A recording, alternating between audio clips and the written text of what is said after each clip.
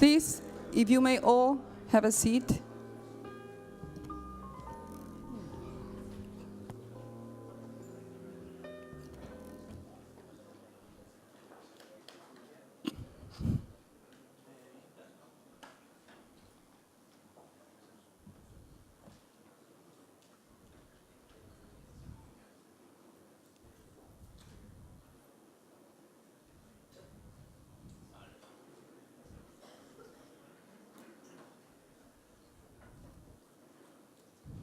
Okay.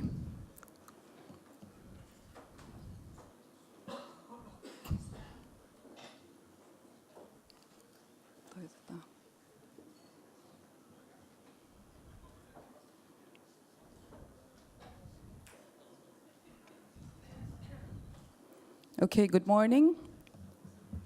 First, I would like to share with all of you that Mr. Felipe Larraín, Minister of Finance of Chile, could not arrive to London yesterday because he had to be in the Congress of Chile for the approval of a very relevant law. But the good news is that he will be joining Chile Day today at noon to continue with the official program. And now I will begin with the official opening of this Chile Day. Mrs. Elizabeth Truss, Chief Secretary to the Treasury, Mr. Jesse Norman, Parliamentary Undersecretary of State for Transport, His Excellency Jamie Bowden, British Ambassador to Chile, His Excellency David Gallagher, Ambassador of Chile to the United Kingdom, distinguished Congressmen of Chile, Mr. Patricio Melero, Alejandro Santana, Gabriel Silver, and Jose Perez. Ladies and gentlemen, dear friends, good morning.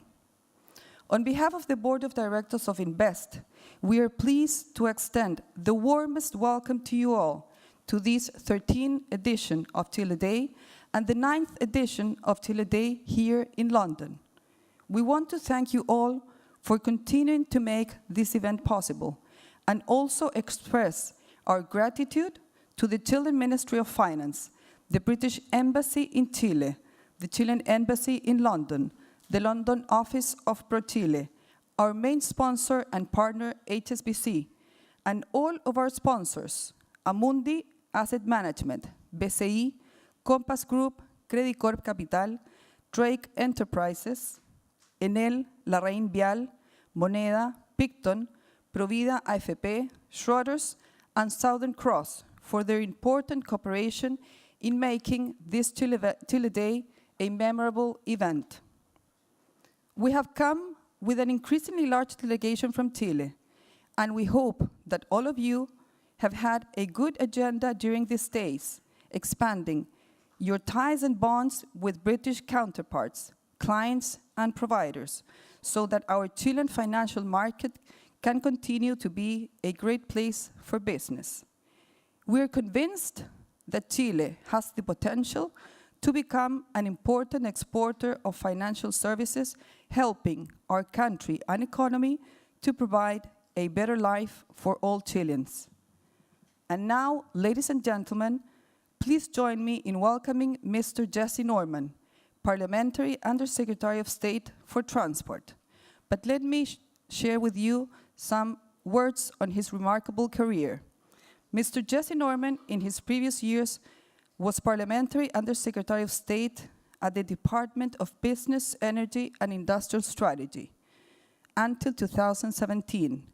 During 2010 and through 2015, Parliament Jesse Norman was a member of the Treasury Select Committee and chair of the All-Party Parliamentary Group on Employee Ownership. In June 2015, he was elected chair of the Department of Culture, Media, and Sport Committee. Before entering politics, Parliament Norman was a director at Barclays, researched and taught philosophy at the University College of London, and he's well known for his book, The Big Society. Ladies and gentlemen, let's give a big round of applause for Jesse Norman.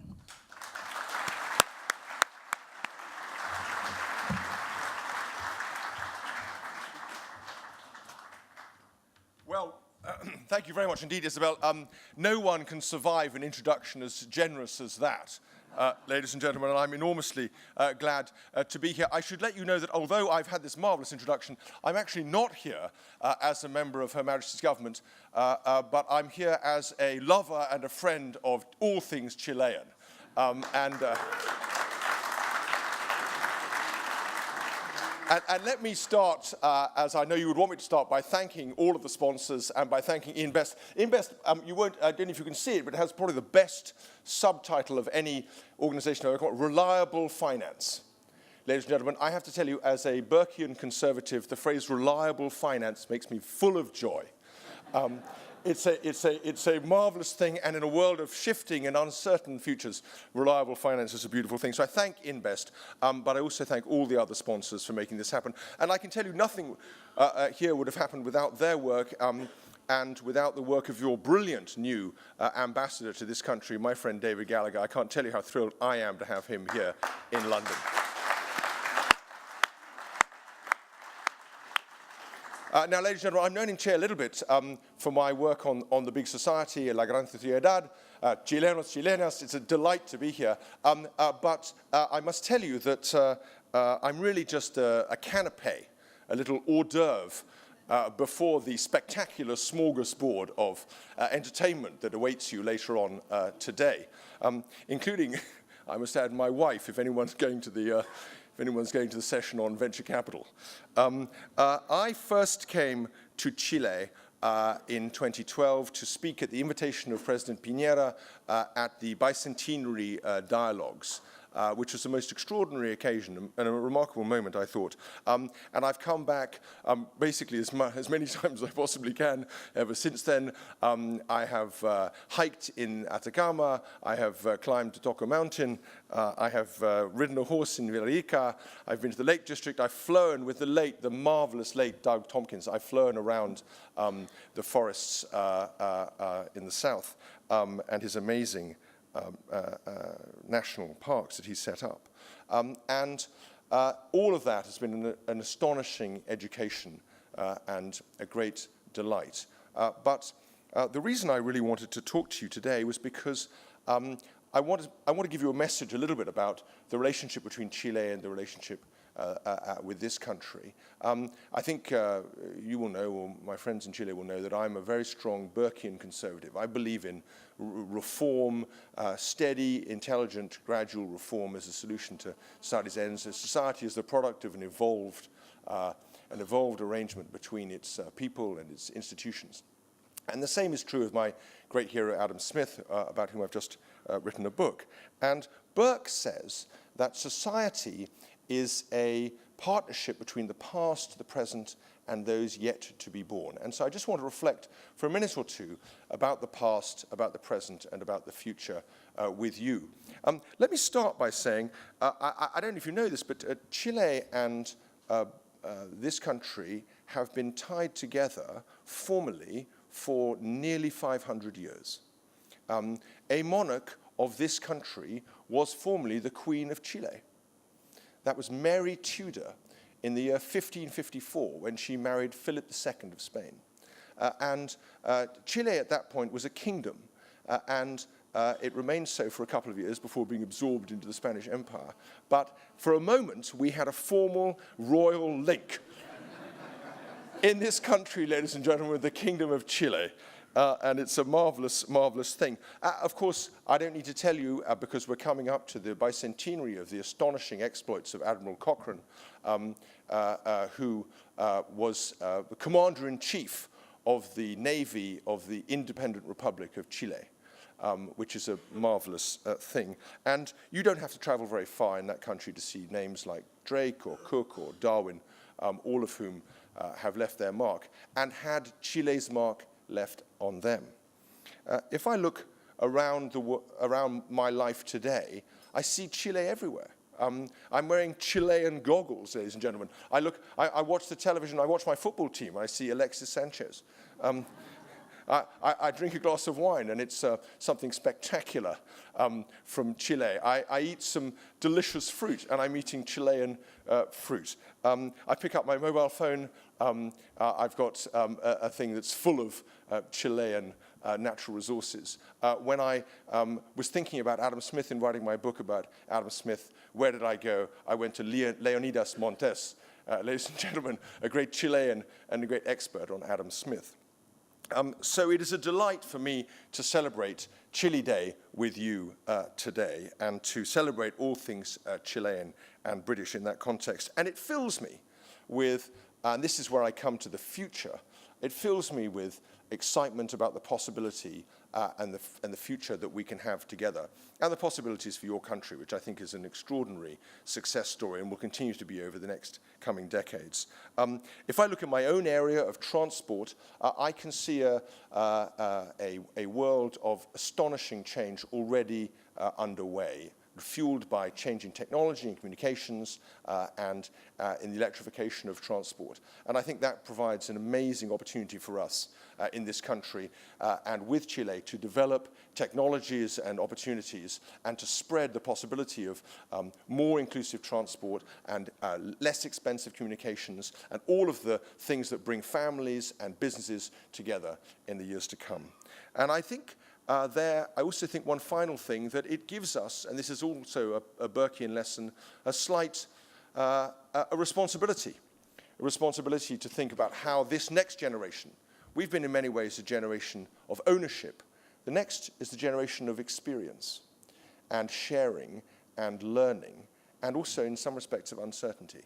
And I think it behoves us all to think about that, and think about how we can not merely change this world for the better, but preserve that inheritance for the world to come. Ladies and gentlemen, I can't tell you how thrilled I am to be here, to welcome you all, to thank you all for Chile Day, for everything Chilean, and to say what a joy it is and what fun you're going to have over the next 24 hours. Thank you very much indeed.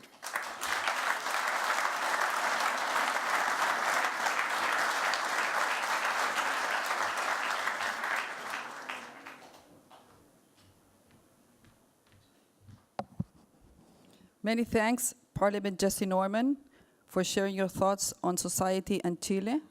And now, please join me in welcoming Mrs. Elizabeth Truss, Chief Secretary to the Treasury. Mrs. Liz Truss studied philosophy, politics, and economics at Merton College, Oxford.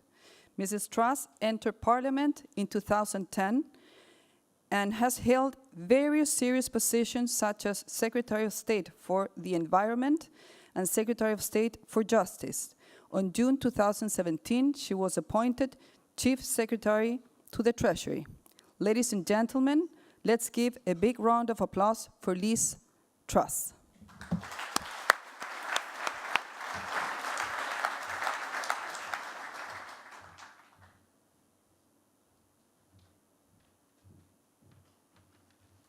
Well, it's a huge pleasure to be here this morning and follow my fantastic colleague, Jesse Norman, whose book, Adam Smith, is available in all good bookshops here in London. He was too modest to say that, but it is a fantastic book. And I, too, have become a Chile fan.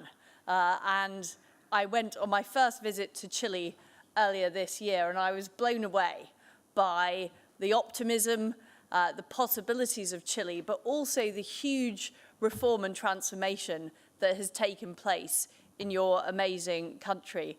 I visited one of your hospitals. I met members of your government. In fact, I met the government digital service, and they were wearing exactly the same type of trendy glasses that the government digital service in London wears. And I heard about the innovations in the public sector.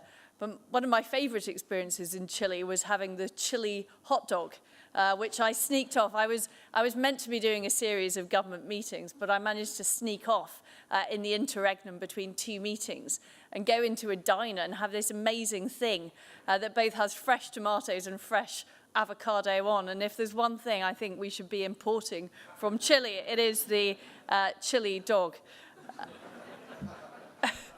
But what really surprised me, having never been to Chile before, is how cutting edge many of the innovations taking place are. I went to Startup Chile, which is an amazing scheme providing visas to the brightest and the best from across the world, giving them the opportunity to start up a business in Chile, a free enterprise country, enabling them to really get going. And I met people from India, from Colombia, from Australia, who'd all come to Chile to make their way in the world and make their fortunes and come up with some really exciting, innovative ideas. And in fact, later this year, I noticed that we had also launched a startup visa here in Britain. So there you go, where Chile has led, we have followed along.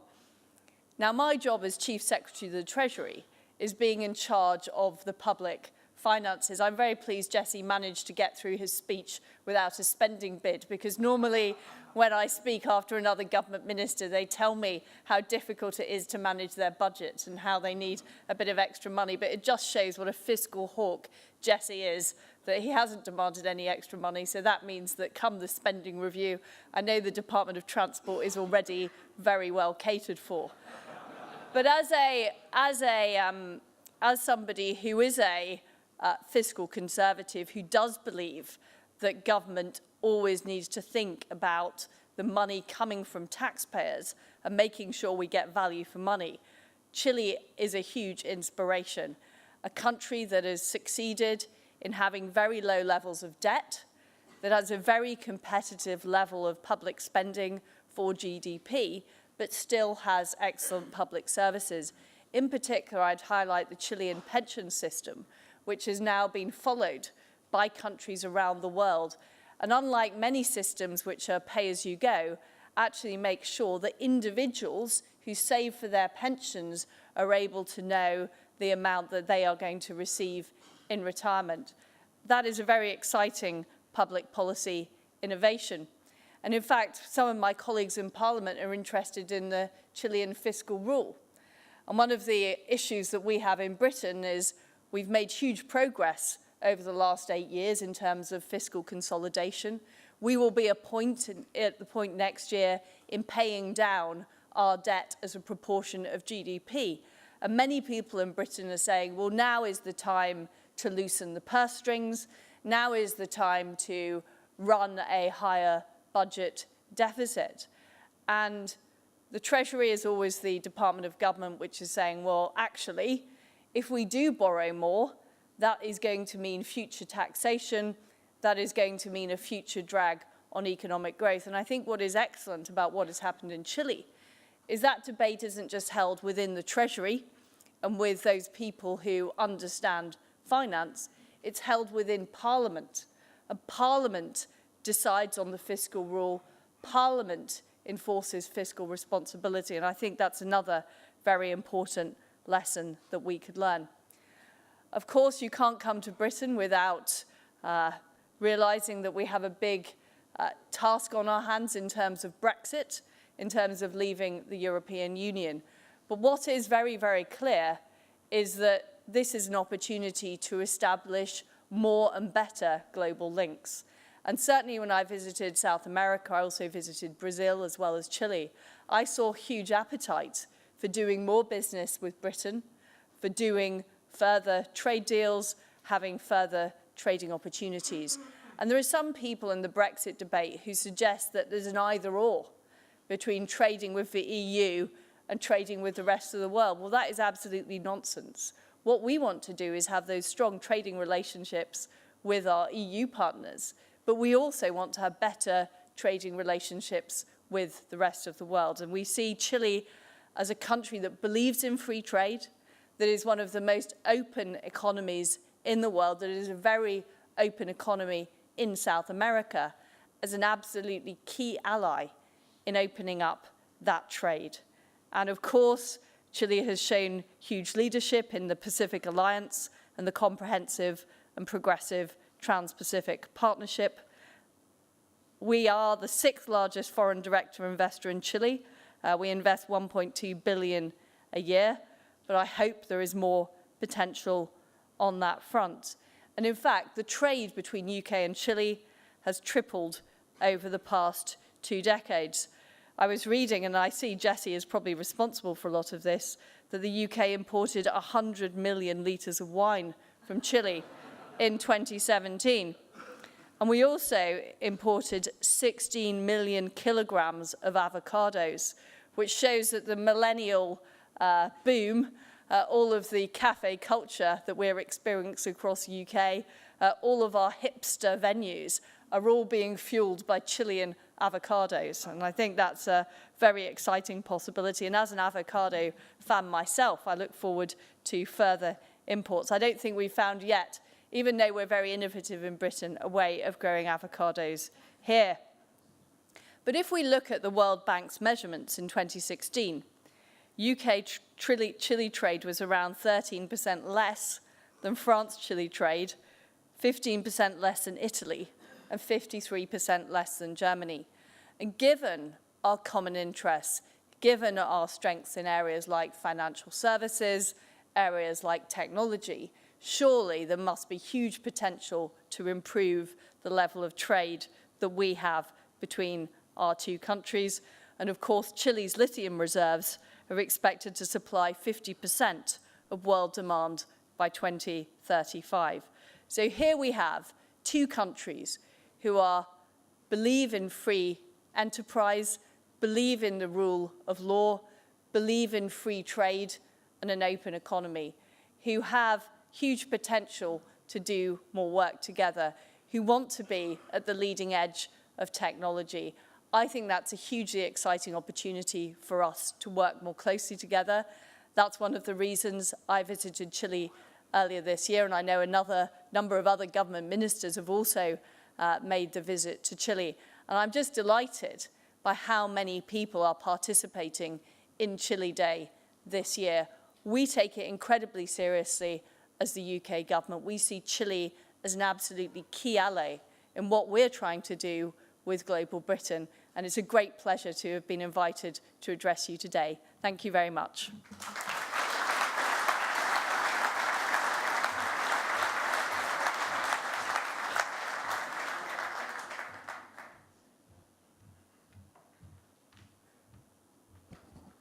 Thank you, Liz Truss, for your words and very positive words on the potential of Chile. And now, ladies and gentlemen, please join me in welcoming Mrs. Katia Boasa, Head of Global Banking for Latin America at HSBC, who has been a great partner and key supporter for enhancing the exposure of Chile in the international financial community. Let's give a big round of applause to Katia Boasa.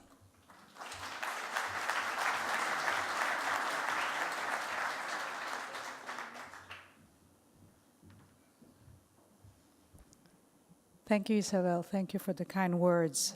I have to say, I also echo Jesse and Elizabeth's comment of my admiration for Chile, my love for the country, and especially my appreciation for Chilean wine. So thank you both for that. Good morning, everyone, and welcome to Chile Day London 2018. It's an honor for HSBC to be a partner to invest in this prestigious event. I'd like to also extend my warm appreciation to the Ministry of Finance for continuing its commitment to this initiative. HSBC has been a partner for this important event for the past eight years. Some say 9. We're starting to lose track of time, but safe to say 8. Thank you, Alfredo. Thank you, the Board of Invest. And I'd like to also extend my thanks to Mr. Larraín, who will be making an appearance later today. The 2018 Chile Day series successfully kicked off in New York earlier this year, underscoring the strong ties Chile has with the world's 2 top financial centers. Quite a lot has happened since that event in April, where the news cycle has been relentless. For emerging markets in particular, and using the words of our research team, it's been a cruel summer, particularly for Turkey and Argentina. Trade tensions also remain very much in the forefront, with escalating US-China trade dispute and what China may do to boost growth. Mexico has also contributed to the trade picture, and luckily for us, offering a brief moment of relief amid the preliminary NAFTA agreement. HSBC fully recognizes this, and it is in our bank's DNA, which finds its roots in trade corridors, where Chile has played an important and strategic part of our franchise for many years and will continue to do so in the future. Disruption points are counterbalanced by positive dynamics specific to Chile in this case. Chile's overall stability, brightening growth prospects, and solid local markets position it as Latin America's highest-rated economy and strengthen its ability to navigate an increasingly uncertain world with ties through the Pacific Alliance and free trade agreements with Asia, Europe, and the US, and soon the UK. Given HSBC's expert and presence across these key economic centers, we stand in a unique position to assist Chile and its companies to successfully navigate this new world. Now, I'm honored to hand off to our first panel, led by Guillermo Tagle, a major figure in Chile's financial community. Guillermo is currently CEO and partner at Credit Corp, a domestic leading investment bank. Please join me in officially kicking off Chile Day London 2018. Thank you.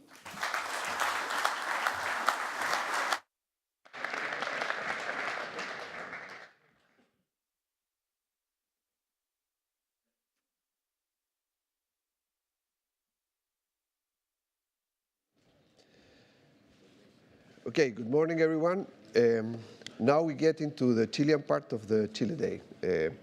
And we have designed this following panel to invite two leaders of the Chilean corporate business community to share with us how the Chilean corporates and business are reshaping itself to face the new challenges that the society and the community are facing to Chilean companies. So I'm pleased to invite Mr. Alfonso Suet and Nicolás Shea to join me at the stage.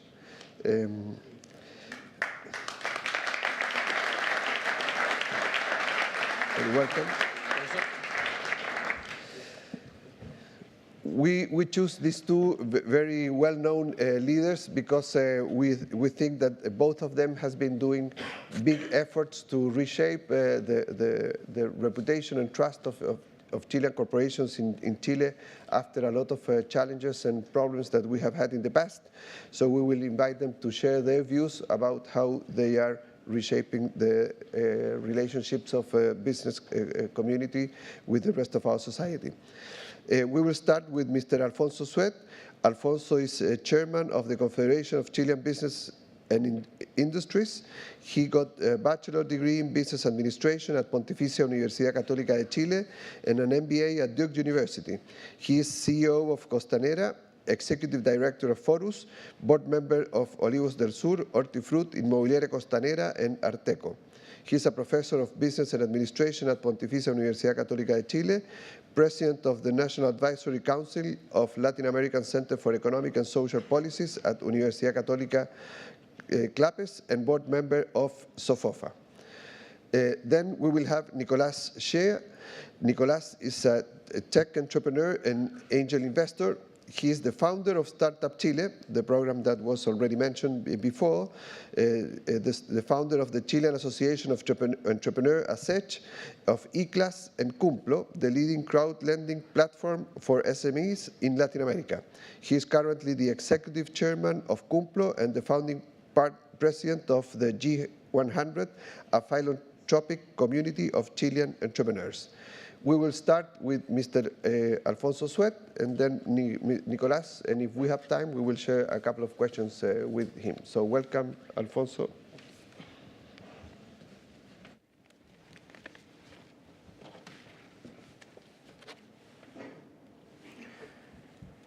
Okay, thank you so much.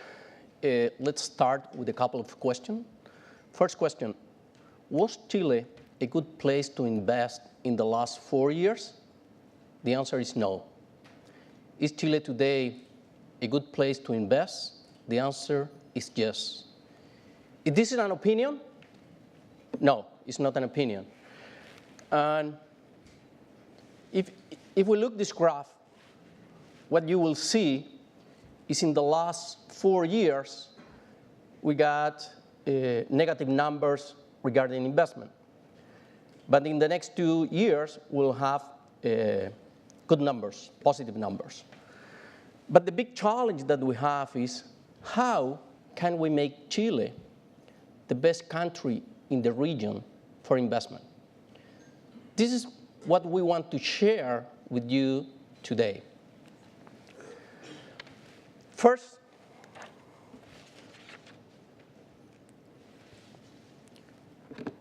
what is going on around us? Two things, digital economy and commercial war. Let's start with digital economy.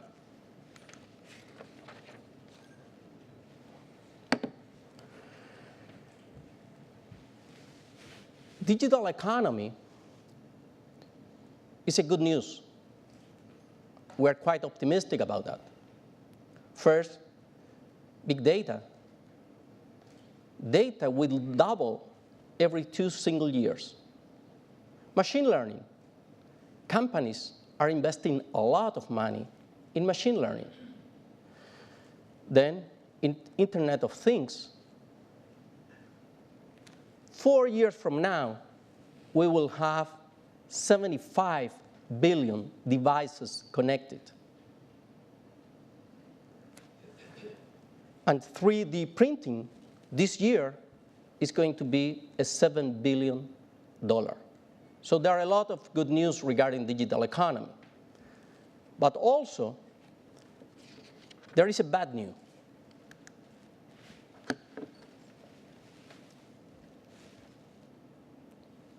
The bad news is we can lose a lot of jobs. This is not my opinion. This is the opinion of World Economic Forum 2016. This is the opinion of United Nations 2016 again. So this is a fact. This is the biggest challenge that we have with digital economy in every single country. Let's talk about commercial war. First question, is any good political reason for a commercial war? Well, if you look on your left, you can see the increase in the commercial war during this year. If you have a look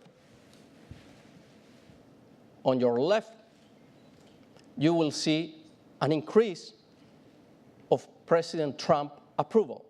So with the yellow line, what we can see is commercial war is a good reason in terms of political.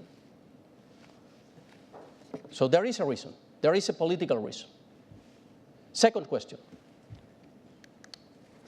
Is any good economic reason for a commercial war? Well, if you are a Chinese factory and you are exporting your products to the United States, you have to pay almost 4% duty. If you are an American company that is exporting your products to China, you have to pay 11% duty.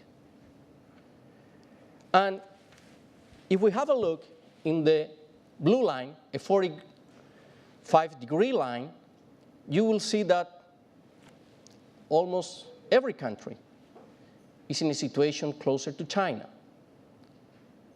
So, is any good economic reason for a commercial war? The answer is yes. The good news is Chile. Well, Chile is, in that point, it doesn't mean that we're going to start a commercial war against the United States. But what it means is that our free trade agreement with the United States is safe.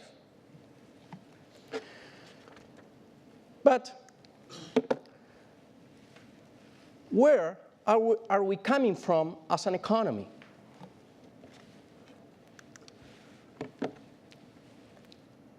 First, Chilean economy is mainly copper. Let's stop for a while here. When we talk about real economy, in real economy, GDP has three inputs: capital, labor, and total factor productivity. When we talk about digital economy, in digital economy, GDP has four inputs: technology, energy. This is a good news for copper. Energy needs copper.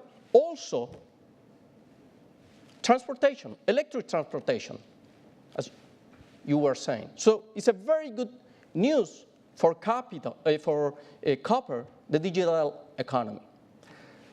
Number three, capital. And the last, human capital. But when we talk about human capital in digital economy, and when we talk about labor in real economy, they are 100% different story.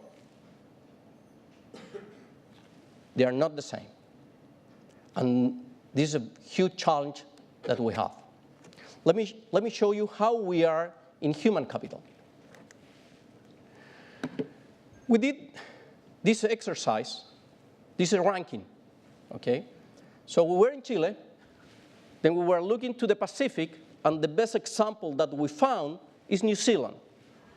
We looked to the north, and the best example that we have is Canada. So as you can see in this ranking, we have a huge challenge in human capital. You can see we have a challenge in labor market. We have a challenge in education, in training. We have a challenge in innovation. And we have a challenge in technology, knowledge. So this is one of the biggest challenges that we have as a country regarding our view of the future. But what are we going to do it? I would like to invite everybody to take a new road. Let's take a new road.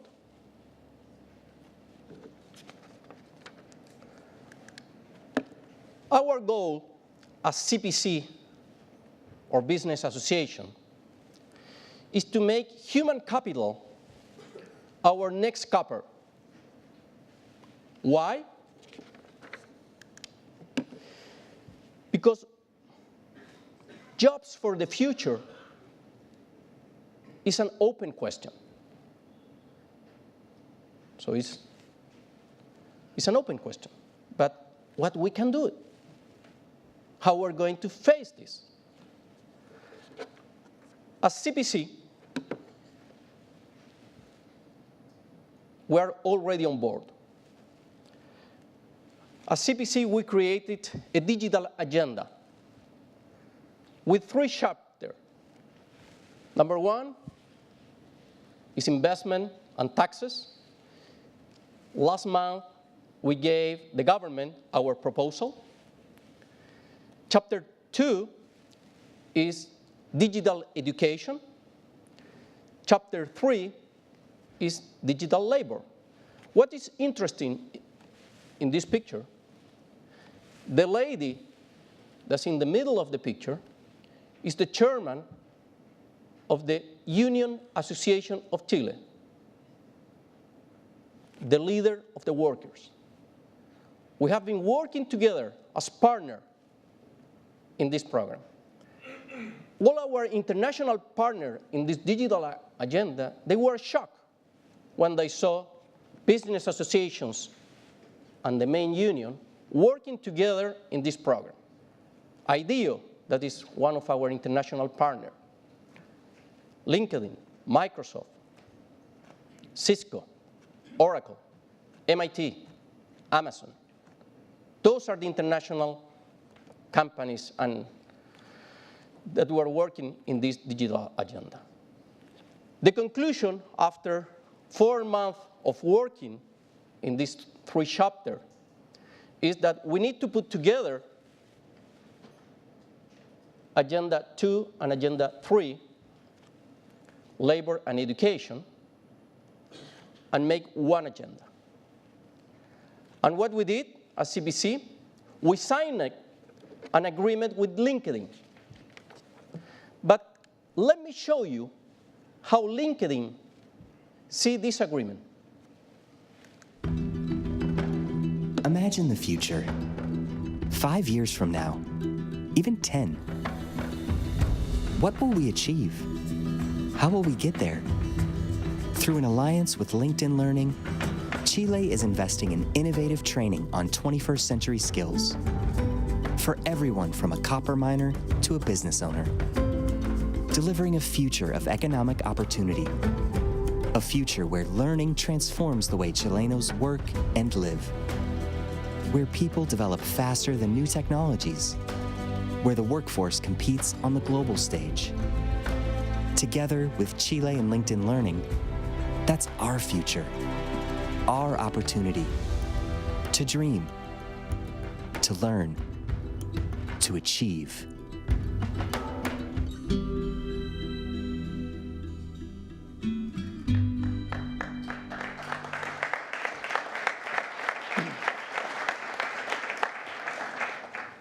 So, coming for the question of this panel, can we create trust with CPC agenda?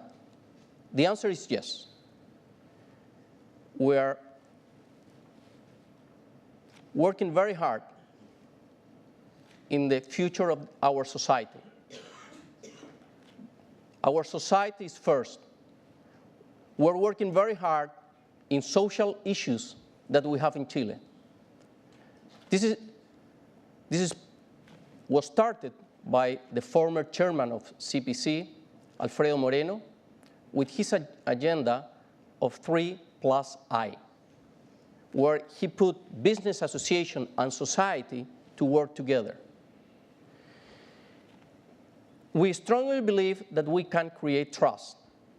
If this is an opinion again, the answer again is no. I would like to show you the approval of the society of this agenda of business association. We have a huge lift during this year. Our last number is 47. Is 47 a good number? Well, what happens if I tell you that central bank in Chile is 59 and the Congress is 25? We think we're on the right path. So, there are some people that drive, look in the mirror, the past, the problems today, and there are some that we want to look the future in a very optimistic way. This is our CPC agenda. Thank you so much.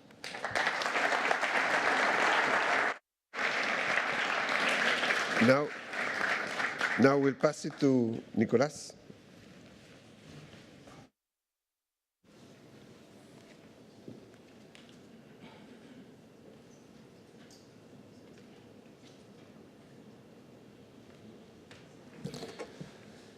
Thank you so much. It's a huge honor to be here today. Yesterday, going by Heathrow immigration, the immigration officer starts asking me the questions. And so, Mr. Shea, so you're Chilean? Yes. Another Chilean coming to Heathrow. He said, so what's the purpose of your trip? I explained him what we're up to. And he said, so you Chileans had to come to London to talk to each other? And he got me thinking, and actually I said, yes. And thank God, I would go anywhere to speak with, to have these conversations with Chileans, and I'm really glad you chose London. So thank you very much. What a pleasure to be in the city. And I totally agree with Jesse and Liz. Unfortunately, they had to leave, but Chile is a phenomenal country, and any British in the room that are considering taking their businesses to Chile, especially to address the Latin American market, as an entrepreneur, I can tell you that Chile is obviously the best place to do it. So there's my LinkedIn, my Twitter. We can talk about it. Why? Because, you know, Chile is a country of entrepreneurs. As Alfonso said,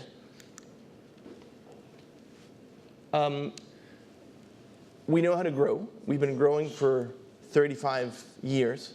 It's been phenomenal. We've almost multiplied by 5 our per capita GDP on PPP terms. And most formidable, we've brought down poverty from 50 to less than 8%. This is amazing news. We should all be very proud. Everyone in Chile is better off, full stop. Nothing to argue. And the good news is that for the future, we are good at leading some ranks, OECD ranks. Since we're the smallest ones, maybe someone could say that it's easier to lead ranks when you're the smaller, but look, take a look at this one. 1 out of 10 Chileans claims to be an entrepreneur. This is an amazing news, because behind entrepreneurship, there's freedom, there's respect for the law, and when you're an entrepreneur, you have a quite common agenda. That it has to do with growing, with creating jobs, with paying your taxes. Most of us have that clear, and I see this as Alfonso was mentioning. If this concept of freedom, notion of freedom, is embedded in Chileans, 1 every 10 Chileans thinks of himself or herself as an entrepreneur. That's an amazing freedom, safety for the future. And why entrepreneurship is important, I know I'm preaching to the choir here, but according to the Kaufman Foundation, and startups not only add 100% of the net jobs created in the US, they actually compensate for the jobs that are eliminated from firms that disappear or firms that grow and become more efficient and productive. So 120% of net jobs in the past 30 years in the US come from startups. Now, what's fascinating about this research is that almost half of that, of sustainable new jobs, come from not only entrepreneurial startups, but innovative startups. And for me, innovation pretty much is like entrepreneurship on steroids. It's the ability to grow at an exponential rate, which of course is today possible thanks to technology. One of our, the most maybe history has been fair recently with this economist. You could say he's the father of innovation, or the first economist that really, he coined the term innovation and creative destruction. And Schumpeter placed the innovative entrepreneur in the center of capitalism. He said, entrepreneurs are the mean of evolution. And it's a very important rate to consider, because entrepreneurs are responsible pretty much to oxygenate and allow the systems to evolve. If you remove entrepreneurship, that's not going to end well. It's going to end in a permanent monopoly. And actually he said that the main risk of capitalism was the self-implosion that happened when the barriers of entry were too high and it was impossible for new entrepreneurs to join the game. Now, what is not good about Chile? That only less than 10%, 8% of entrepreneurs make it throughout the 5 years. Many people say, well, that's fine, Nicholas. I mean, that's like the rate in Silicon Valley. Yes, but that's the rate when you have super high risk. As an average, I don't know what's the right number, but 8% is obviously very low. If only 8% of startups are going to make it, that's not really good news. But what's really embarrassing is that 61% of that 8% come from high socioeconomic status. And today, in a time when it's not really about, it's not a capital-intensive economy, this is something we should be very concerned about. Because if 1 out of 10 entrepreneurs really want to prosper and really want to make it beyond what their parents and grandparents achieved, and only 8% of them make it, and more than half of those, their success will correlate with where they come, we could be frustrating big expectations within the next years. And that could be a big threat. And we are, as I said, we're good at rankings. Unfortunately, this is not good news. We also lead the Gini index inequality, which you could argue, you know, for a country that's been growing at this pace with the commodity boom, capitalism is a great, and open markets are a great means to create capital, but also they can concentrate capital very quickly. And the amount of wealth that's been generated in Chile over the past 30 years has been formidable. And together with that, of course, most likely there will come a strong concentration of wealth. But we are, I believe we all agree, the level of not only concentration, but the permanent concentration is not good. Actually, we've decreased 1% in the Gini index, and it's the extremes. So the highest extreme is being nurtured by the poorest people in the country, and that worries me. And so I think the biggest challenge we have, and this is what a couple of British economists wrote in their famous book, Why Nations Fail, we have our biggest challenge is institutional.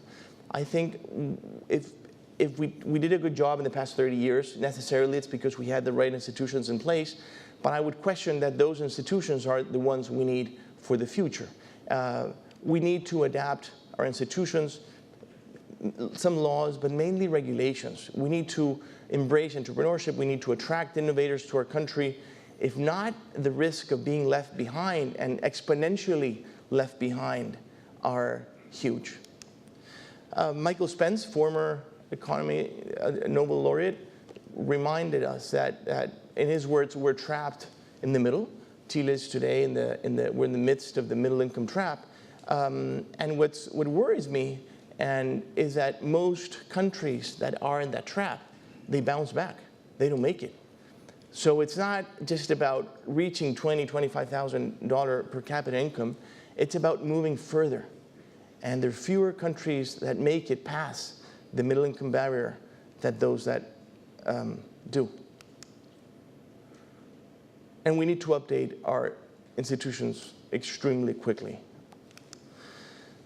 We complain that how can we compete? We got Airbnb and we got all these digital companies, coming up, not paying VAT taxes and whatever.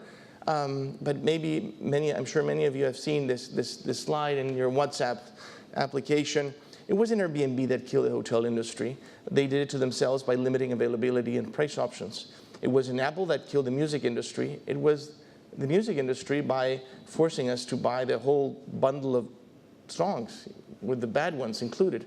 It wasn't Netflix that killed Blockbuster. They did it to themselves with ridiculous late fees. It wasn't Uber that killed taxis. They did it to themselves by limiting the number of taxis and the price controls. And it wasn't Amazon who killed the retailers. It was due to their poor customer service. So if we miss it, if we miss the opportunity we have in front of us, we have everything. We know how to grow quickly. We have the entrepreneurs. If we miss it, it's going to be our failure. And maybe many in the room here could change that. We have a real opportunity, but we may have we also have a big challenge as well. And people will say, yes, but that only happens in Silicon Valley. We need to, build walls and protect our large companies. And that's ridiculous. Corner Shop, you've heard of Corner Shop, 36-year-old engineers. They basically built the Instacart for Latin America. They started a company in 2015, and they rejected, this is not for sure, but what the media has told us that a month and a half ago, they rejected an offer for $250 million from Walmart. And now they're not sure about taking $400 million that may be in the table. I wouldn't be surprised that they end up, if they sell it, we will maybe see go up to $500 million, maybe $1 billion in the next months. This is a 3-year-old Chilean startup, by the way. And going back to Schumpeter, he said that technological innovation often creates temporary monopolies. We entrepreneurs, yes, we're good at identifying and finding patterns and going after potential monopolies. That's good as long as they're temporary. The problem is when they become permanent. And if we don't have a healthy rotation of startups in our economy, we should be worried. Most likely, it would have to do with an institutional problem. New economy? Some years ago, I remember people laughing about these techies talking about this new economy. Why would we refer to this as a new economy? Alfonso was talking about the fourth industrial revolution. What's going on? There's one big difference. Distributed networks are replacing centralized networks. Porter doesn't work anymore. Actually, he's not talking about his 5 forces anymore. Now he's on share value and he moved to new stuff. You can't atomize everything around you. You can't control people around you as you used to very few years ago. Either you collaborate or you won't make it. And you don't need to be a scientist or a biologist to know which ecosystem is stronger. A distributed and interconnected one where the nucleus is not that relevant anymore, or a centralized and one that imposes high transaction costs on its users. From economies of scale, we're moving to network effects, from centralized networks to distributed, from brokered networks to interconnected, from vertical business models to horizontal business models, from diminishing returns to incremental returns. If you don't believe they're incremental returns, ask Jeff Bezos. This little company called Amazon, they grew 70% in the past year. They just reached break even, I think, 12 months ago. And they're about to join any retailers in the room. Good luck. We're on your side. We need to, from competition, we need to collaborate. Thirdly, I bring some examples of innovations made in Chile, 3 of them in which I've been lucky to be part of. One, Liz was talking about Startup Chile. Well, in March of 2010, I was talking with my boss, the then Minister of Economy, Juan Andrés Fontaine, and we had the earthquake, and we said, how can we jumpstart the economy? How can we connect Chile to the economy? We're so far away, we're small. We can't take the country, to Silicon Valley. It's ridiculous to think that we can replicate Silicon Valley. Why don't we invite entrepreneurs over? Let's see what happens. It's said that in Silicon Valley, there are around 200,000 wannabe entrepreneurs, half of them with no immigration papers. So why don't we invite them over and let's see what happens? And that's pretty much what we did. We offered $40,000 grants and a 1-year working visa. Of course, Chileans, and this happens all around the world, but people said this is ridiculous. A guy said, if you're lucky, you're gonna bring the street sweepers from New York City, which actually I wouldn't have any problem with. And in 7 years, pretty much we position against all odds. It's completely ridiculous, to be honest, to claim that Chile is an innovation hub. We are bad at patenting. Our investment in R&D is extremely low. It's like 0.4%, like 1/10 of what Israel has. Most of it comes from government. We've done some improvement, but very low. And in 7 years, we've attracted over 3,000 entrepreneurs from more than 100 companies. And now I just found out that even the UK is following our lead. These startups, last year, they had a combined revenues of $2 billion. And you know what? Most of the entrepreneurs that are coming were invited for 6 months on average. They're staying like a year. Second challenge, right after government with a group of entrepreneurs, after working 1 year in government, you realize pretty well how the thing works. And who was representing entrepreneurs' interests? There was no one. As Luigi Singales says, if you're not sitting in the table, it's very hard that your interests will be well represented, right? So how do we get a seat at the table? We're small, yes, but you know what? We're many. Actually, over 1 million. And votes, that's the currency. So we said, why don't we get together? It doesn't matter the industry, it doesn't matter the company. Let's just get entrepreneurs together and let's try to lower barriers to entry. Let's make it easier for entrepreneurs to join the game. And that's how ASECH was born, the National Association of Entrepreneurs. And in 7 years, we've grown from 40 members to 35,000 today, and we expect to hit 100,000 by 2020. And I think it'll be earlier than that. And we say and we repeat a lot that on average, behind every entrepreneur, there are around 5 votes for the congressmen in the room. And guess what? Congress loves us. They just approved a law a month ago. I can see Congressman Melero there. Your name, I'm sure, is there on the screen. So Congress is fully supportive of the entrepreneurial cause, which is also great news. And third example, we also do very poorly, Chile, in interest rates and spreads for the smaller companies. And that's not good. That's not good for them. That's not good for the economy. That's not good for the big guys. According to the OECD, Chile and Colombia, we had the highest spread for small businesses. And this, of course, it's a huge problem. And 6 years ago, with a team with my partners, we said, well, why don't we? And again, we pretty much copied what was going on in the UK and the US, where these platforms were being built to enable people to lend money directly and basically avoid many of the transaction costs that are behind the APRs and the cost of capital for small businesses. And we started Cumplo, which is a crowd lending platform. By the way, Funding Circle is going public next week, I believe, for $2 billion. Good for them, good for the UK. Again, people said this is not going to work in Chile. You know why? Because Chileans are very shy and they will not dare to borrow money online. Others said Chileans are very suspicious. And in the case that someone wants to borrow money online, who's going to lend them? They're not going to trust, right? And then they said, and if those two things happen together, since Chileans don't pay because we're chantas, you're going to be broke anyway. And by the way, this is just if the banks let you breathe, because the minute you get your head out of the water, they're going to smash you. Well, it's been 6 years. Today we have a network of over 1,500 small businesses. Over 5,000 investors are lending them money. This year we should reach $500 million in transactions, which will make us by far the leading crowd lending platform in Latin America. Sorry for the commercial, but and for investors, 10% ARR, 20% APR, lowered from 30%. Default rate, it's actually 0.7%. We have by far the lowest default rate if you compare us to the traditional institutions. And even the duration of the loans are going down. While in the country it's a big problem and the length of payments from big customers to suppliers is going up, in Cumplo those numbers are going down.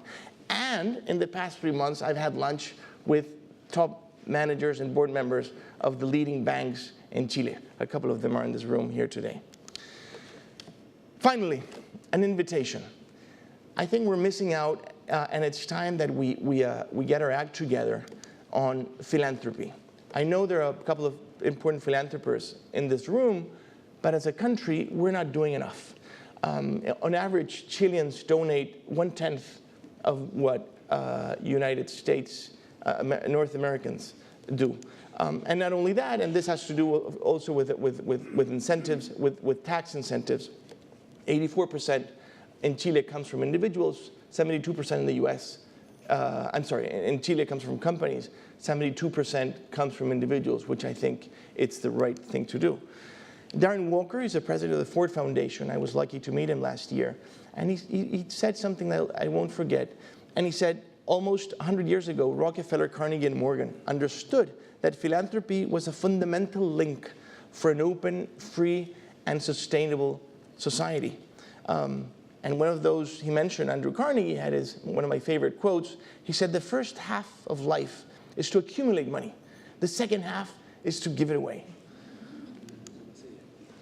Many of you, I'm sure, have heard of the Giving Pledge. This was started by Warren Buffett and Bill Gates some years ago, and today there are 184 billionaires. Can you imagine maybe one of those billionaires today in this room could be part of that pledge? And they're pledging to donate at least 50% of their wealth during their life. They can chip in the rest in their when they die. But anyway, 184 billionaires have signed this pledge, which is phenomenal.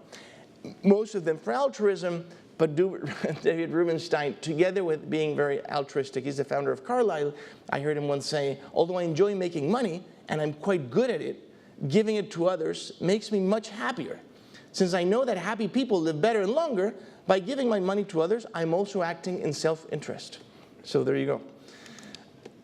And we started a Chilean version of the Giving Pledge. We started 4 months ago, and you're all invited. We created the G100, which is a group of 100, and basically we want to promote philanthropy to go and boost entrepreneurship from the least privileged people, entrepreneurs of our country. There's an amazing talent. There's huge hunger for starting up companies, but the opportunities and the institutions are not in place. Imagine, so we started this group of 100. If you all want to join, we'll just change the logo to G300, whatever. The quicker we grow, the better. And we share, next, in a couple of weeks, we're going to launch Campeonato ASECH.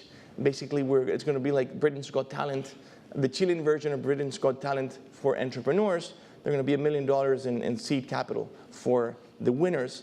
And someone mentioned Alexis Sanchez. I would add Susan Boyles to the list. And we share a dream that one day, very soon, all Chileans will have a fair opportunity to pursue their dreams. Their success will be a combination of talent, ethics, risk-taking, and hard work, enabled by inclusive institutions and fostered by the support of their fellow citizens. Thank you very much.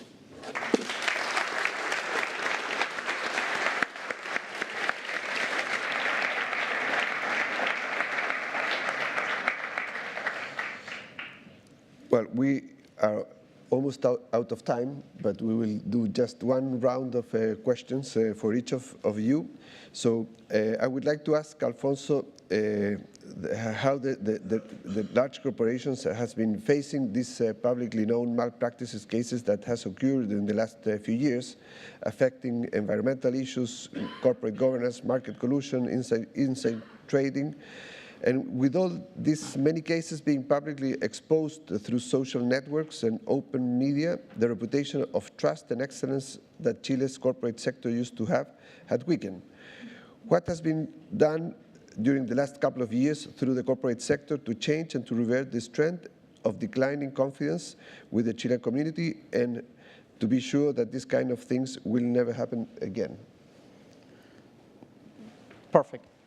First, our commitment today is society first. So we understand very clear that what we do have an impact on society, and we hope it's going to be a positive impact so we can create trust. Second, corporate governance. I think that is a very important issue. I think that all the companies are working, big companies are working very hard on that. We understand that we didn't pay too much attention on this issue during the last 10 years. But right now, in any public company, you will see that is a very important issue. And the last one, as CPC, we have 3 big agenda. Number 1 is digital economy. Number 2 is the culture of integrity.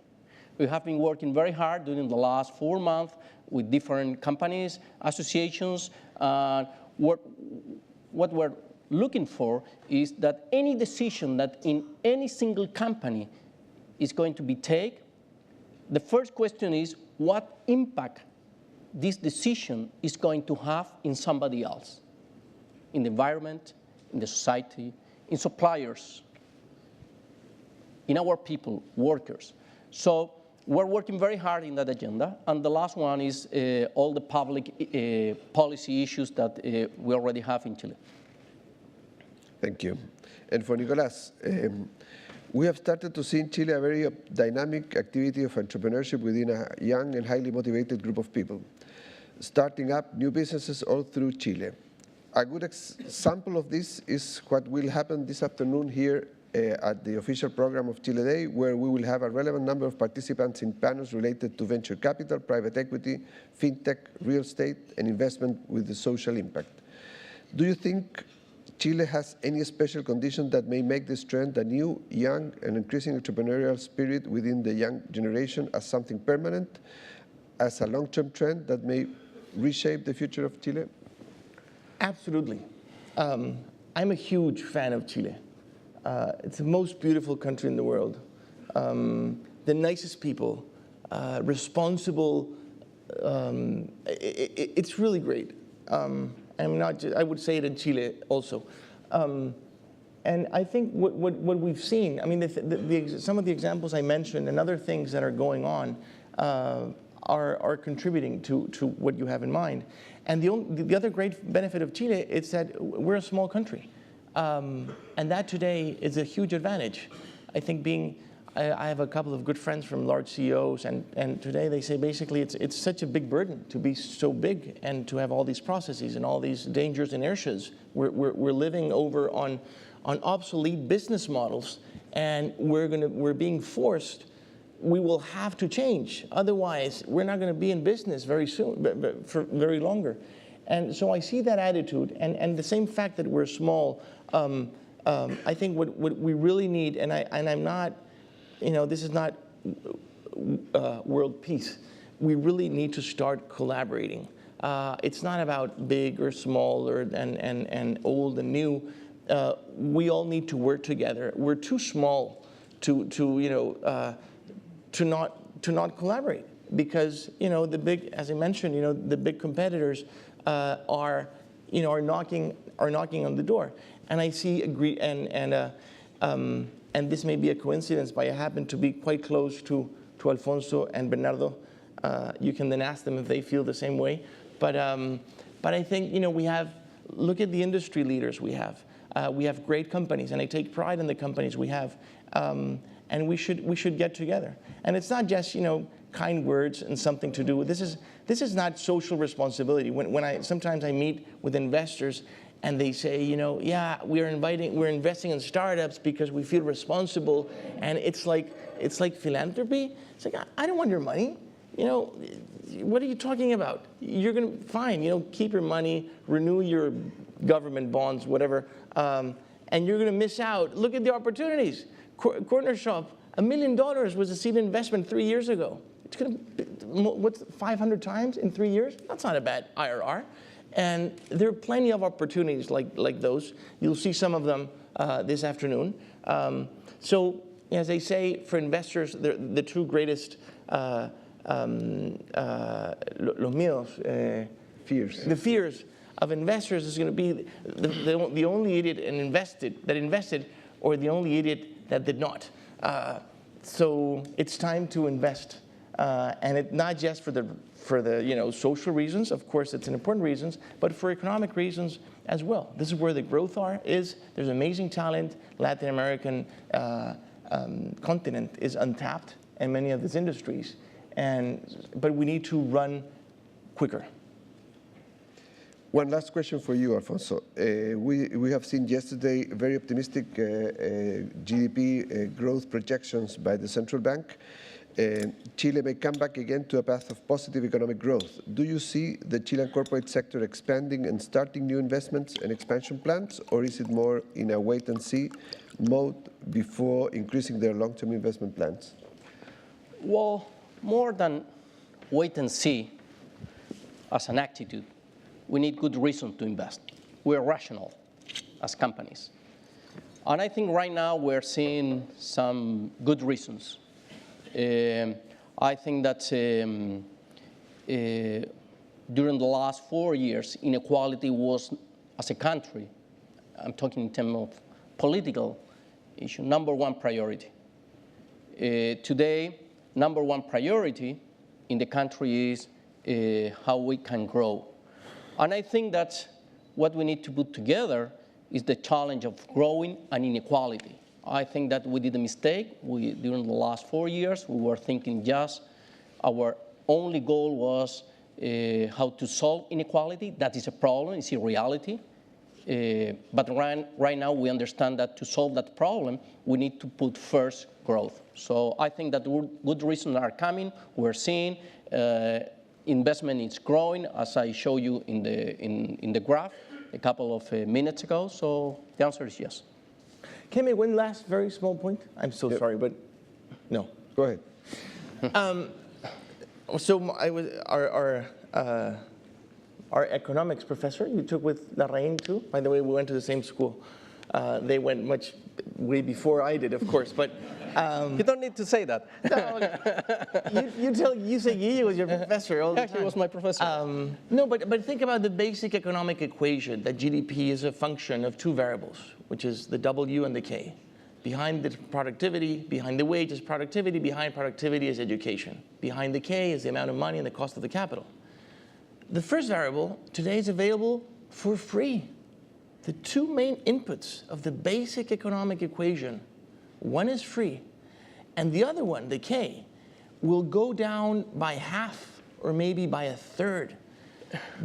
At least half of the cost of capital for the small entrepreneurs, it's not the risk, it's the operations, the transaction costs. And those will be zero very soon. So I'm so optimistic about the future. Let's not waste our time. A good Venezuelan friend, Moises Naim, says, we were so concerned on the crumbs that we missed out on the cake. And look what happened. We have an amazing future, an amazing country, and thank you so much. Thank you very much, Alfonso and Nicolas.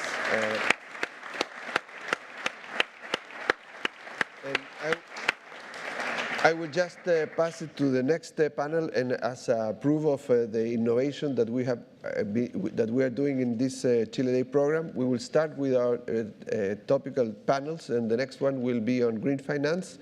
So I'm glad to introduce Mr. Philip Hardwick. He's a UK collaborator for the Chilean Corporate Leaders Group on Climate Change, specialist for energy and climate market participants, and he will be leading and moderating the panel on market and sustainability, the Chile-UK Green Connection. So Philip, welcome to the stage, and we'll continue with the next panel. Thank you, Nicolas and Alfonso.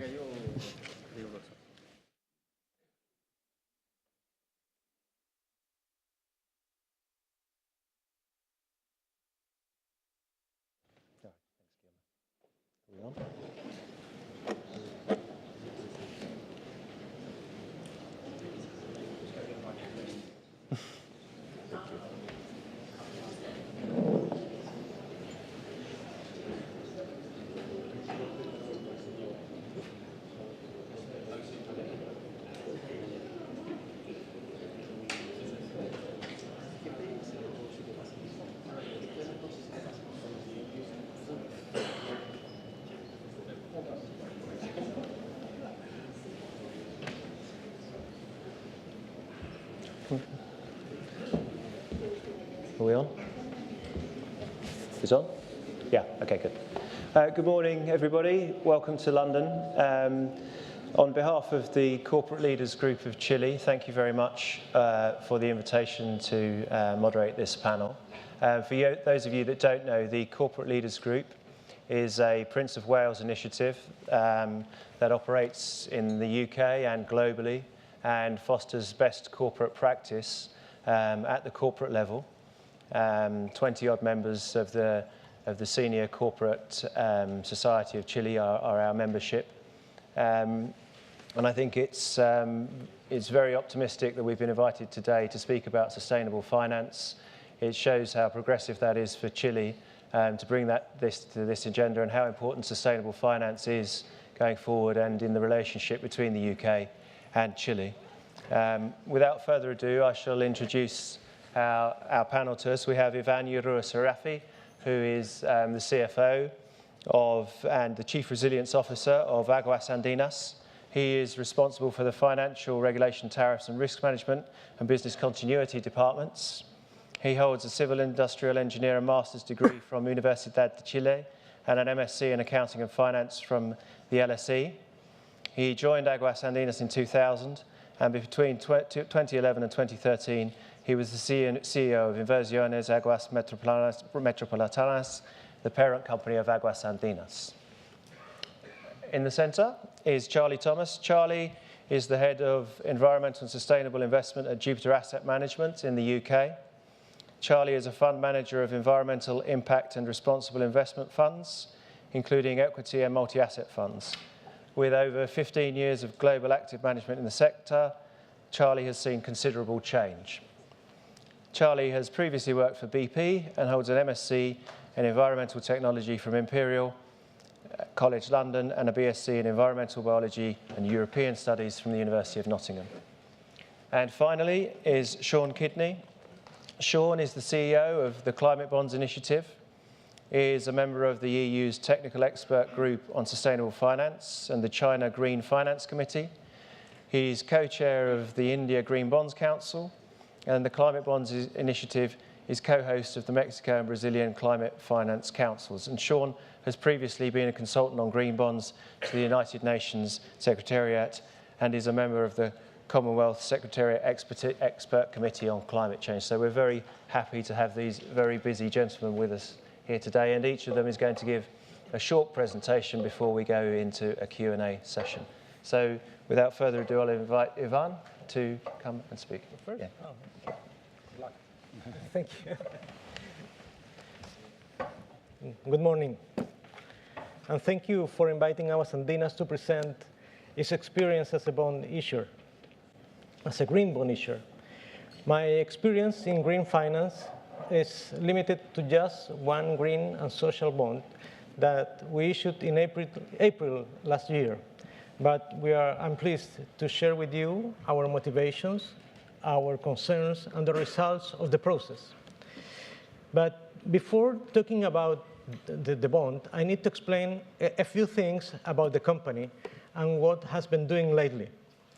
This is important to understand why to issue a green bond was a natural step for us. In this room, there are many Chilean people, and you know Aguas Andinas. But for those who are not familiar with the company, Aguas Andinas is the largest water and sewage utility in the country. It provides services to around 43% of the Chilean population.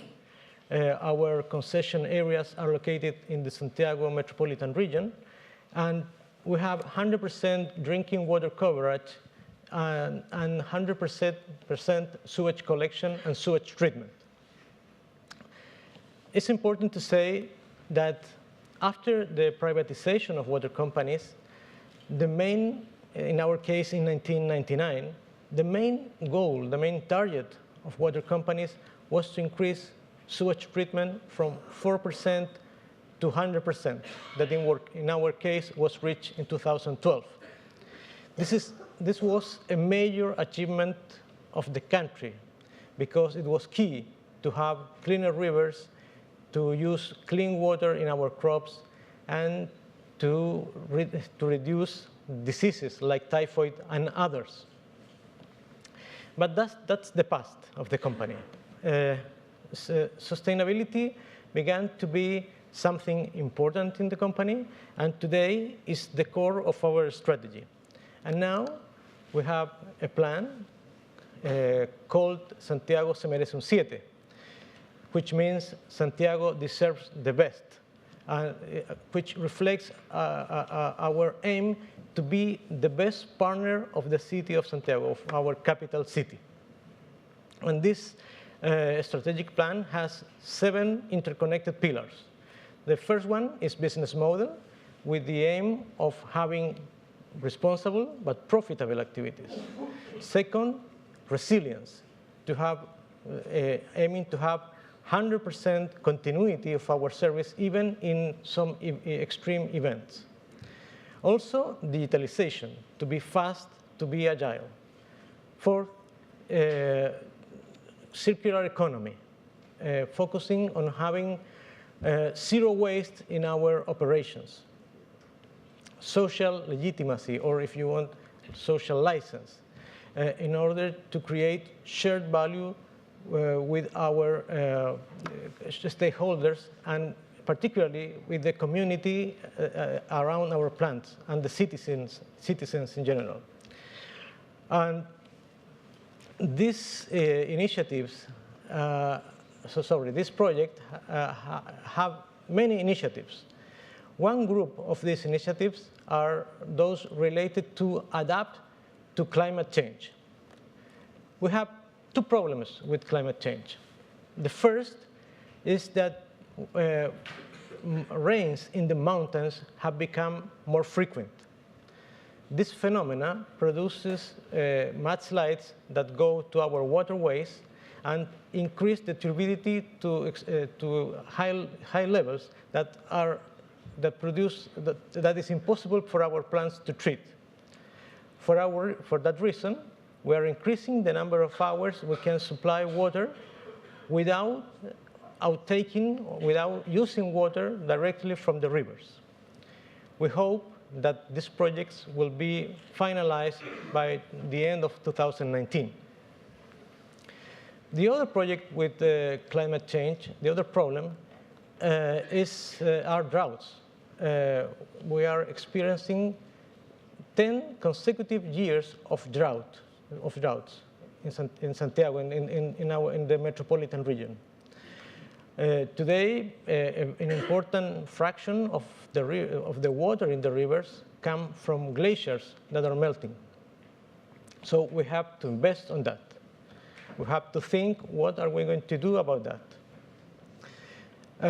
We have other group of projects in order to transform our sewage treatment plants in what we call biofactories.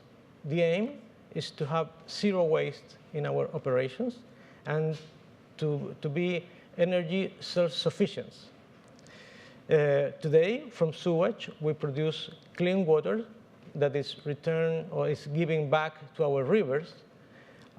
We produce gas, methane gas, that is in part is used to produce electricity, and the rest is sold to a gas company. And we also produce sludge that we call biosolids that are used partially as fertilizers or to recover soils. This kind of projects and many other sustainable projects have been linked to the UN Sustainable Development Goals. And now we can demonstrate that we contribute with tangible projects to 15 of the 17 goals of the UN. For these efforts, last year the company was awarded as the Sustainable Company of the Year by an organization called A las 20. And how we finance our projects? Well, we are a recurring bond issuer. We go to the market once or twice a year. We have a very good credit rating. It's AA+ local. Our shares are listed in the Santiago Stock Exchange, are the 17th more traded. We have shareholders from more than 30 countries. And something that has been very important for us, our shares are part of some sustainability indexes. One of them is the FTSE4Good index, and the other is the Dow Jones Sustainability Index for Emerging Markets. We are one of the 5 companies in that index. So why to issue a green bond? First, because green financing is absolutely aligned with our strategy based on sustainability. And we have projects that have a positive contribution to the environment and a positive contribution to the society. Second, because it was possible to do it. And why it was possible? Because the Santiago Stock Exchange opened a segment to register and trade green bonds. and also issued the guidelines to demonstrate that a bond is green. That's the second reason. The third reason is that some investors could be interested in this kind of financial instrument. And finally, because we thought that the additional extra cost of a green bond were not material, and it was. Particularly considering that all the effort that the company had already made in order to apply to the sustainability indexes and answering the ESG performance questionnaires. So, well, we decided to issue a green bond, and for that, we, according to the green bond principles and the social bond principles, we created a framework based on the 4 core components of these principles. The first is the use of proceeds. Second is the process of selection and evaluation of projects. Third is management of proceeds. And the fourth is reporting. We obtained a second-party opinion from a verifier from Vigio Iris, which verifies the alignment of our bond with the green bond principles. And finally, well, we prepared the roadshow and we went to the market. It's a small bond. It's a 1.5 million UF bond. It's around 48 million pounds today, and it was a 7-year bond. The response of the market was good. In a 10-minute electronic bid, the bond was sold in 8 seconds. The bond was oversubscribed 3.6 times, and the spread we obtained is the lowest in at least the last 4 years. We don't have a benchmark, but in our view, it was a very positive bond, and we are very proud of it. Thank you.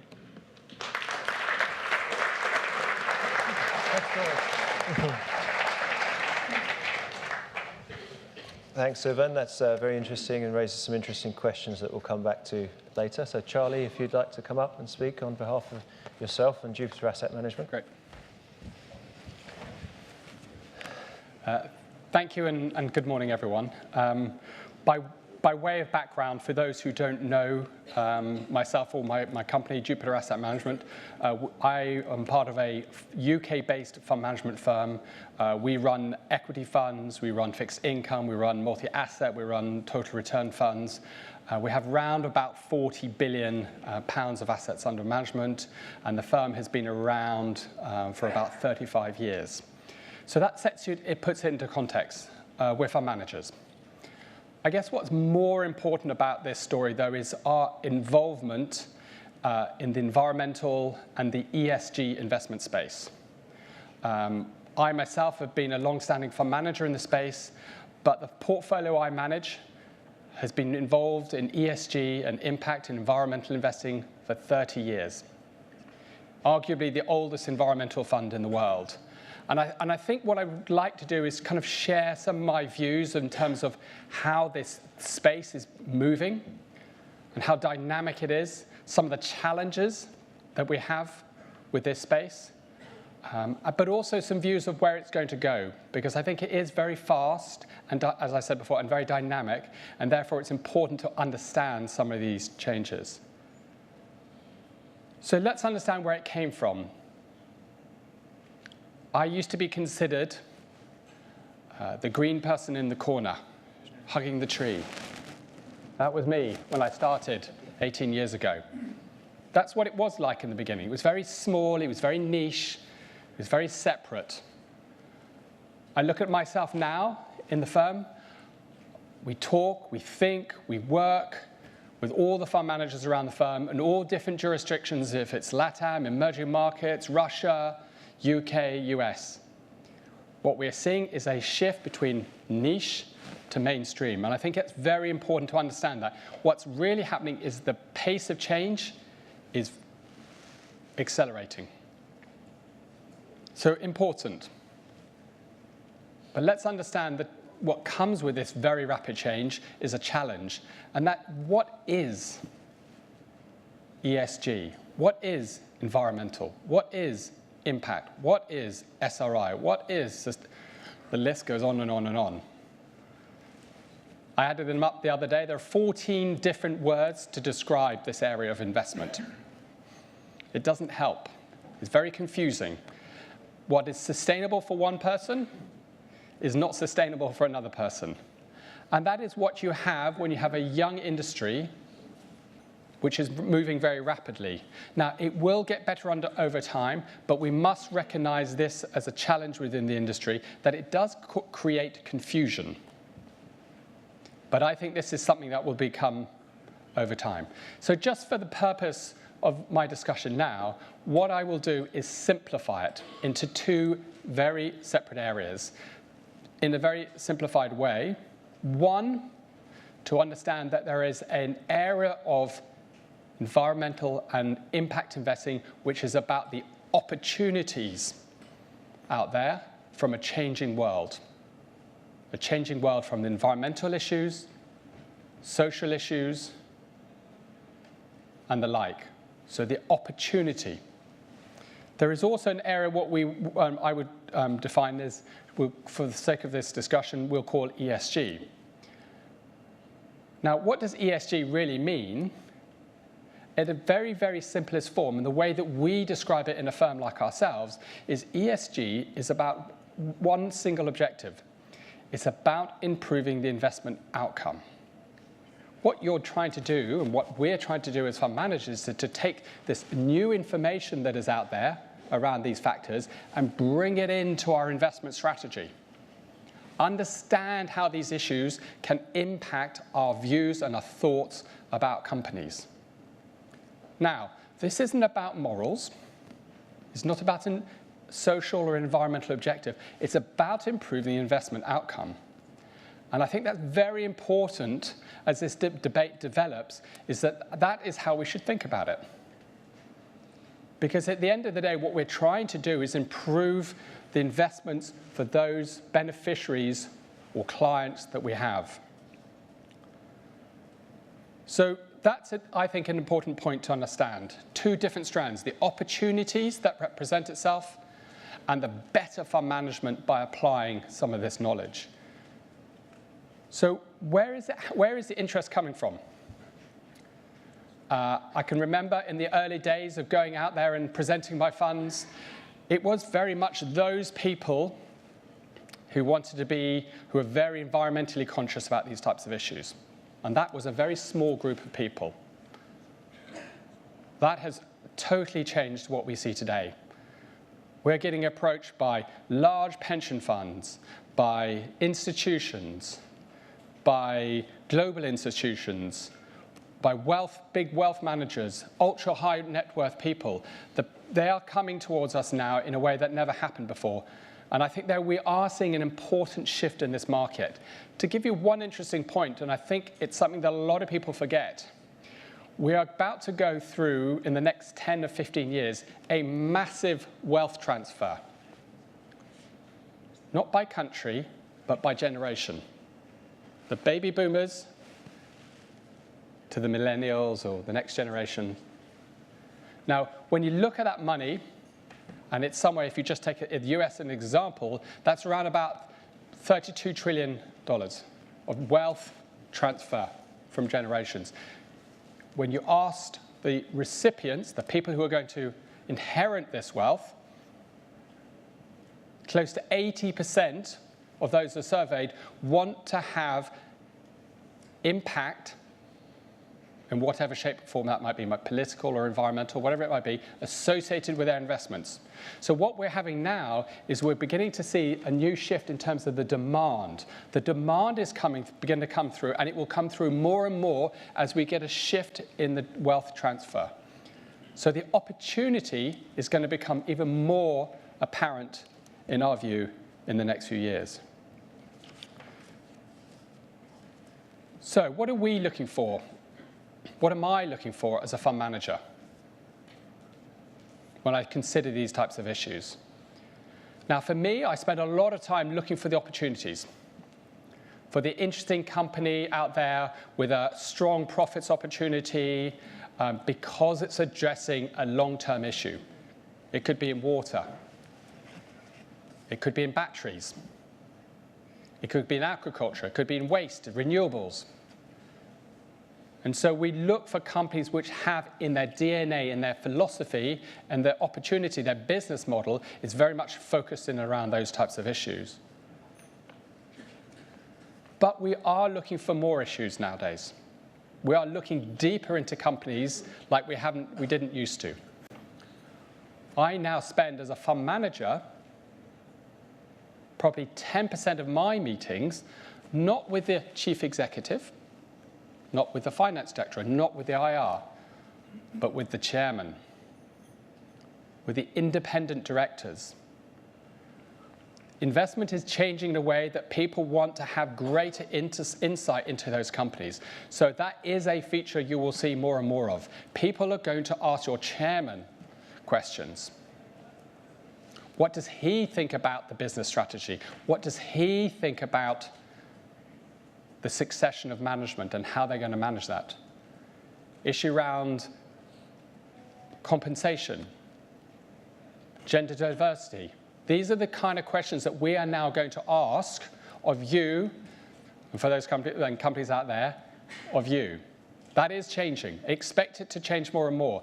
Now, I think it's important to recognize that, because that is a feature which we see as going only in one direction. Now, myself as a firm, we might be very forward-looking in these types of issues because of our DNA, but I expect that's going to happen more and more elsewhere. And so really just to finalize in terms of future trends, I'll leave you this one very quick phrase: it has only just started. One thing as a fund manager, when I think about opportunities, the one thing I don't worry about when I go to sleep at night is about the trends. We know what are happening in the global trends around environmental and social issues. They are going only in one direction. We know that. That isn't going to change unless we want to go to a very, very challenging place. But what I do worry about is the quality and the opportunity of companies that are out there. Now, when I take an example of Chile and I am actually an investor in companies in Chile, so I do have kind of practical experience. I see this as going to be one area where actually yourself as a country has one of the greatest opportunity sets of all of the emerging markets. And you know why. It's been described to you this morning around your water assets, your agricultural assets, your mining assets. The fact that Chile has some of the lowest cost renewables in the world. Take that at Karma. It's the lowest form, arguably will be the lowest form of power generation, I believe, in the next 10 years, will be coming from parts of Chile because of your natural resources. You have great benefit from that. But also, in terms of future trends around ESG, expect another thing. It will become mainstream. Okay? You will be required to provide the information that is out there. Anticipate more questions around these areas. I think what's happening, generally speaking, is this is a democratization of fund management. Okay? We want to be more open. We want to be more transparent. We want more information from companies from which we can analyze. And that is a trend which I think will continue. So really, I will leave you on that point.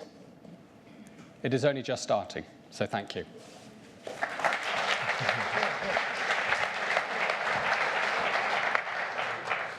Thank you very much, Charlie. That's very interesting. I think I echo the sentiment of a few other people in this room who have made the transition from perceived tree hugger to mainstream. So thank you very much. And without further ado, I'll introduce Sean Kidney, the CEO of the Climate Bonds Initiative. Thank you. We're an NGO promoting green bonds. What a privilege it is to share a stage with Aguas Andina, a new fantastic green bond from Chile. And what a story you tell. So thank you for your pioneering work in issuing and through that helping get a market going. Because fundamentally, this market needs pioneers. This is what the graph looks like. So you can see what global issuance has been over the last few years. A lot of diversity, a lot of different sort of issuers, water companies in there somewhere.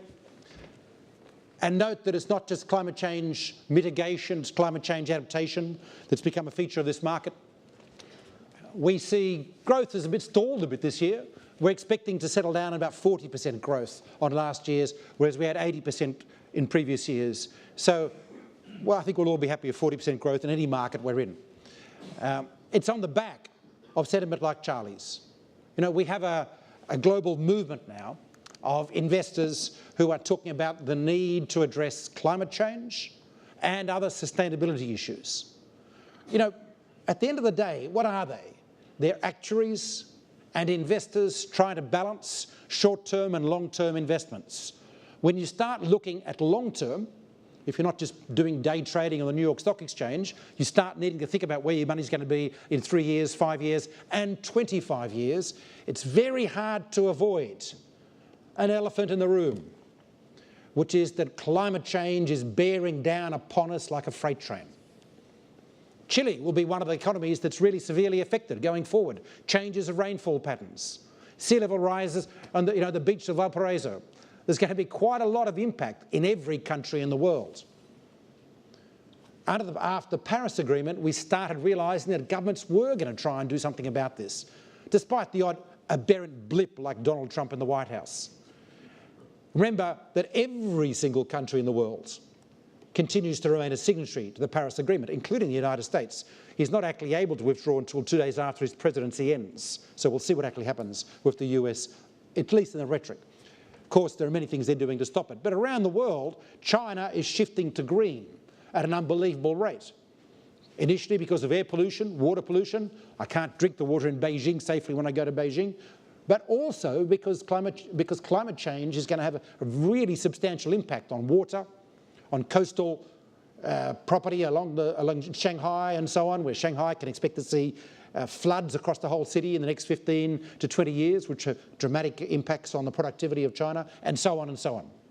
We have a movement amongst the countries of the world to figure out fiscally efficient ways to address it. No one's acting fast enough. When I was at the UN Climate Summit with the Ban Ki-moon a couple of years ago, and we had investors representing $34 trillion of assets under management at that summit, signing statements about the need to address climate change long term, they weren't thinking about this being something abstract.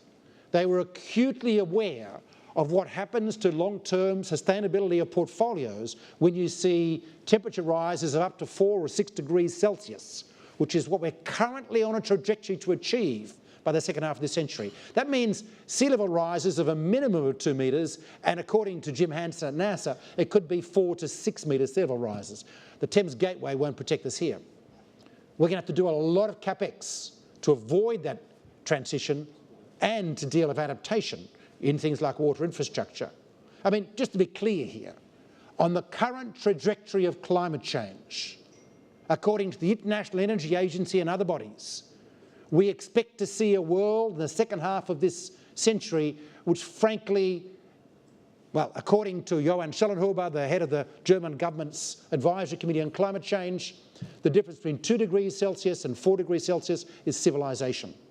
You will expect to see massive levels of implosion of economies and states around the world. You will expect to see desertification across large swathes of the planet. You will expect to see things like the beginning of the collapse of the Amazon as a forested area so it turns into savanna. You will expect to see epidemics galore.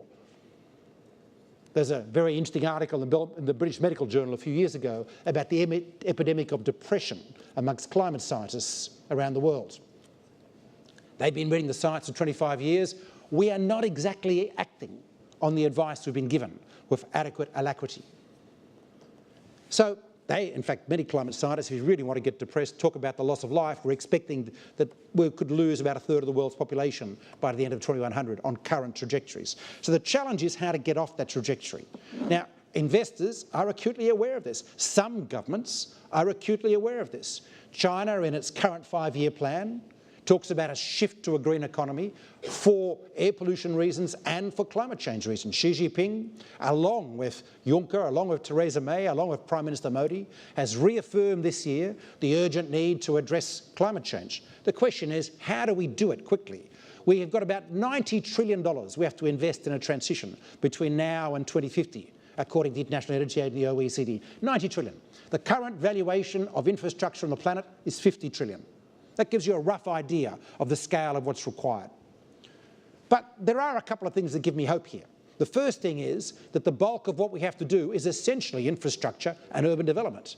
It's the right kind. It's clean energy.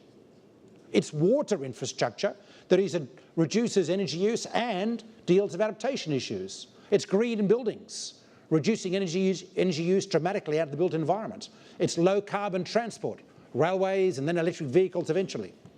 These are the kind of things that we need to do, and most of this sort of stuff can be made investable. And that's what we're seeing as a growing appreciation around the world today. 90 trillion won't come out of the public coffers.